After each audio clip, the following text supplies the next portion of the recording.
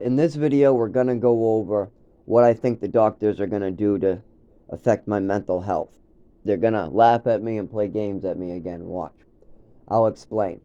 So, for the last year, I've had ongoing kidney issues. I've had ongoing GI issues, and I have a 25-year-old problem with my nervous system. None of that has been treated. I have got no medical care for any of it. They haven't given me a single answer what's going on, and here's some of the symptoms that the doctors have. For one, my urine turned black for 3 days, pitch black. They got a sample at the emergency room. They got a sample done the way of the court system and how you get prescribed opiates. And they got another sample that was just no good. It's the previous one. And I saved the two black samples, and they got the sample at the emergency room. That was recently. They got me not being able to walk, swelling, and extreme pain. They also have pictures, videos, and reports of my blood pooling in my testicles from last year. This is ongoing. I was trying to work through the pain, and it made it worse and swelling. I do that a lot. I've also been forced to crawl across traffic on my hands and knees. The doctors will not issue me any like wheelchairs or walking devices, so I have to use two canes like crutches and just crawl around. It really affects my mental health. I've told the doctors this. I said, hey, when you made me crawl to go get that CT scan and you told me you weren't going to help me unless I crawled for help, I crawled to the bus stop. I got myself up on the rock and sat there. When the bus came, I stumbled and crawled my way with the canes to the bus. When I got down to the step, because I can't crawl on the step, I have to squat on my ass. I have to grab the railing and the cane, and I have to crawl up the steps. This makes the bus driver very worried and very weirded out by me. I put my money in the ticket. I try to stand up and hold myself and get it to the end. Sometimes I have to squat. I can't really walk. So I got to the side where the chair is, and I sat on the bus. Then I end up going to the emergency room, getting off the bus, squatting, and crawling across the busy traffic to get into the hospital. Now, when I call an ambulance, they do the same thing. They have me crawl, or they play games, or they bring me to the wrong hospital. A hospital that just releases me or malpractices me on purpose. And this has to do with my mother. My adopted mother purposely made sure I would never get medical care. She did some illegal things to me as a child. She didn't tell anybody about it, and then she moved me and trafficked me around the country, making up stories and making false medical records, keeping this from coming out. She did not want anybody to ever look into my physical health, so she made everything seem like mental. She said, don't listen to him, don't look into anything, don't pay any attention, no, just give him drugs, just give him drugs, just give him drugs. My whole life, I can get Vicodin, Percocet, Thorazine, Haldol, Lamictal, Trazodone, Seroquel, Ritalin, Xanax, Ativan. At the age of 5 all the way on, I can get all those I want. I can get any drug I want, but I cannot get any proper medical care. My mother made sure of this, that I can get any drug I want on earth. I have so much fake mental health shit that I can walk into a psychiatrist and get pills, drugs that I do not need in my body, that do not help me one bit. But if I have a broken leg or a kidney infection and I need help with that, they won't even give me antibiotics. They won't even look at the injuries. If I'm bleeding in my testicles, it takes me a month to get one doctor just to look at it. And I don't get antibiotics. I don't get any medication for physical illnesses. But they'll give me every drug in the book for a mental illness that I do not have. So when I go into the doctors now needing a wheelchair or needing antibiotics or needing them to look at a kidney infection, they call it a mental illness and they send me away. They fuck up my medical records some more. They say he's playing a game on the ground. He's not walking when we tell him to. He will not get up when instructed. He seems very angry. He seems very aggressive. You just threw me down a flight of stairs. I'm not happy with you. Your EMTs literally just try to have me walk downstairs after I told them not to. They've seen me crawl before down these stairs, and they gave me a push and caused me to get more injured. I'm tired of this shit. I'm tired of this shit. I'm tired of them circling up and trying to get me to walk. You've been doing this for years now.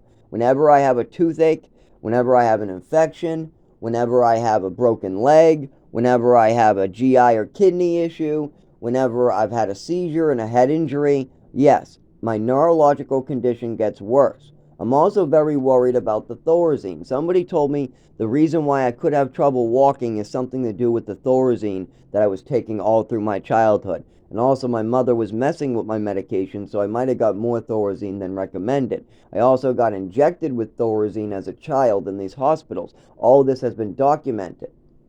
Well, now I have to live in mold that literally has poisoned an elderly old man is getting sick. You got disabled people getting sick. You had a Raymond Christian who was complaining of getting sick. You got neighbors getting sick. You got neighbors being put on oxygen tanks. You got neighbors dying. You got neighbors getting sick downstairs and moving out and reporting it. You got nurses reporting it. You got tenants reporting it. You got people dying. You got water coming in. I put this foam here to keep the waterfall down, but we still get a waterfall from this.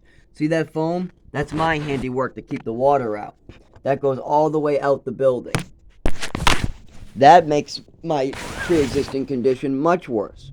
You got people dying in here, and what do you think Rochester, the city I live in, does about it?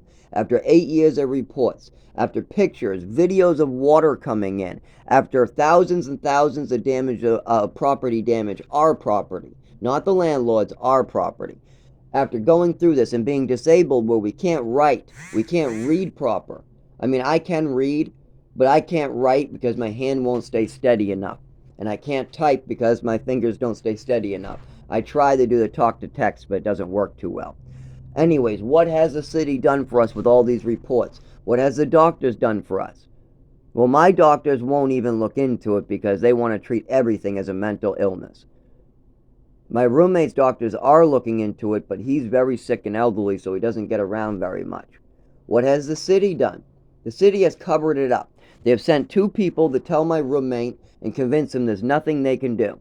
No matter how sick my roommate gets, no matter how much water comes in his apartment, no matter how big the hole gets, no matter gallons and gallons flowing into our apartment, the city of Rochester has stated to this old man that there is nothing he can do about it and that he should just move so other children could come in here and get sick. I'm not even kidding. They just want us to move out so they can move somebody else in to get sick. That's wrong. There's crayon in one of the bedrooms because there was a child living here before me. And before I moved in, there was no foam there. It was just free gallons to leak in that wall. Just gallons. And the bedrooms have the same problem. There's gallons of water coming in the building. Right in the walls. Going down the floor.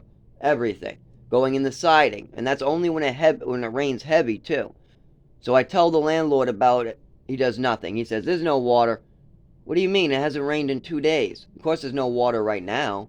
But look at the water damage. Look at the mold. Look at all that stuff. Look at how there's no wood there. Look at the giant hole where I can wave to you. How about all the reports of people getting sick? No. See, the thing is that if the city of Rochester takes it seriously, they might have to shut down the building because people are getting sick and dying, what they should be doing. This place needs to be shut down and re-put up. But if they move us out and tell us just to move, then they can keep the place rented, move some children in, and give them a lifetime of breathing issues. I'm not even kidding. That's the city's plan. They're going to try to move my 83-year-old into a shelter while he's literally needing a lot of help with this mold. He's not going to recover from it, no. Me, I have a pre-existing condition. I'm getting pretty bad from this mold. I can barely walk, but that has to do with kidneys, GI, everything combined. But still, this is enough proof for anybody. You got children getting sick. You got disabled people getting sick. You got elderly people getting sick. Everybody is reporting this. And we literally could sit in another apartment. We have a friend named Gary who's a chimney. He smokes with the windows closed. Lots of it. We would rather sleep in his smoky mess overnight than in this apartment. We can literally sleep in a smoke-filled apartment and feel fine compared to this moldy apartment with no smoke, all wiped down, all clean. We haven't been able to close the windows in 2 years, or we get hospitalized. And he wants to put another person through this. That's what the city wants. They want to move us out and then move somebody else in here to get sick. It'll take them 3 to 5 years to figure out what's going on. As soon as they get sick, then the state will move them out of here and move somebody else in. Then after 3 to 5 years, those people will get sick, and then they'll move them out, and then they'll move somebody else in, buying them enough time to get more commerce, more money out of this landlord, not shut down the building, not have to house any of the tenants here, because you got a lot of disabled people here who need a lot of help. So if they had to do their jobs and make sure that we're safe and this building is up to code, well, and when I mean up to code, I mean by the federal government standards. I mean, you can't have 10 tenants dying. You can't have all that. And they keep on blaming it on, oh, it's smoke, it's asthma, it's a heart attack. Well, that's just because nobody's reporting what's really going on. If we, that's why with my death, with me getting sick from this is going to my congressman. This is going to the state. This is going to the federal government. This is going to Washington. This is going to every single disability and elderly rights advocate, every single lawyer, every single advocate that cares about a disabled man, disabled men, disabled women, and elderly people and children. Anybody who cares about that and can do something about it, they will get the pictures. They will get the videos of the waterfalls coming in. They will get it all. And don't forget, I'm a disabled man who has a proven disability that my father collected on. I can never, ever, ever write that I'm not disabled. That would be a lie. For the rest of my life, I have to mark the disabled box on any job I work. I was treated disabled my whole life. That doesn't stop. Your disabilities don't just go away. So, that's wrong. You got me being disabled. You got a really, really, really mentally disabled, mentally retarded individual who got sick. Luckily, he moved out. God moved him out as soon as he started complaining and getting sick for multiple other reasons, but that was one of them. We got a 83-year-old complaining and getting sick. We have a cat now wheezing from it. We now have neighbors getting sick. Not just that, the people who were in here before us complained about the mold in the hole. Not just that, before us, I would bet you $100 that the child before us is now has asthma attacks, has inhalers and everything. Not just that, this isn't the only building, and you can see it from outside. It doesn't take any rocket scientist to know that this building is toxic. Now, I didn't get to inspect it when I moved in. I was stuck here. As soon as I said yes to moved up, I had no other choice. Like I said, I'm very unhealthy to begin with. I have pre-existing conditions I'm trying to work on, and I'm trying to get my medical records straight too. It's very difficult because none of them are straight. But I will bring this to every single advocate in the country if I have to. I do not want to see any children move in here and get sick after us. Absolutely not. No way. How dare somebody move children into a place they know is going to get them sick and maybe cause lifelong harm to their body. I mean, I'm not even kidding. If a 5-year-old moves in here with their mother after we move out, that child will have breathing issues for the rest of his life. And the state isn't even going to help them. Nobody's going to tell them what's going on. They're going to leave this mother to drive the child to the emergency room, to the doctor for years, spending her own money. This mother's going to struggle so hard. Oh my God, all because this town is okay with renting out something that they know is going to get people sick and kill them and cause lifelong harm. And they're doing it to disabled people and elderly people they think can't defend themselves. Oh, we don't have enough money for an attorney. Nobody cares about us. So that's why the state does it. That they think they can finish us off and nobody's going to care, and then they'll move in some other people to get sick. That's wrong. It's illegal. It's illegal. It's definitely illegal. Mushrooms coming in my floor. I got waterfalls for 8 years that the landlord won't fix. The state has got all the reports of it. We got mold everywhere. We got people being hospitalized. We got animals getting sick. And this is all visible from the outside of the building. You can clearly see gaping holes where water is being allowed to go into the building, into people's apartments. And it's damaged property, it's damaged our health, and we've reported this and reported this. But seeing as the city of Rochester does not want to help us, they want to cover it up, we cannot do anything. Because normally you go to the Department of Health and Human Services, code enforcement, and an attorney. But every time we go around, it's very clear They're putting up walls trying to prevent us from passing this information on.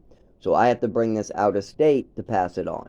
I'm going to have to bring it out of state to the federal government. I'm going to have to bring it to other agencies out of New Hampshire. Then I'm going to have to come back into New Hampshire, bring it to Manchester, bring it to Dover, bring it to Somersworth, and then work my way back to Rochester.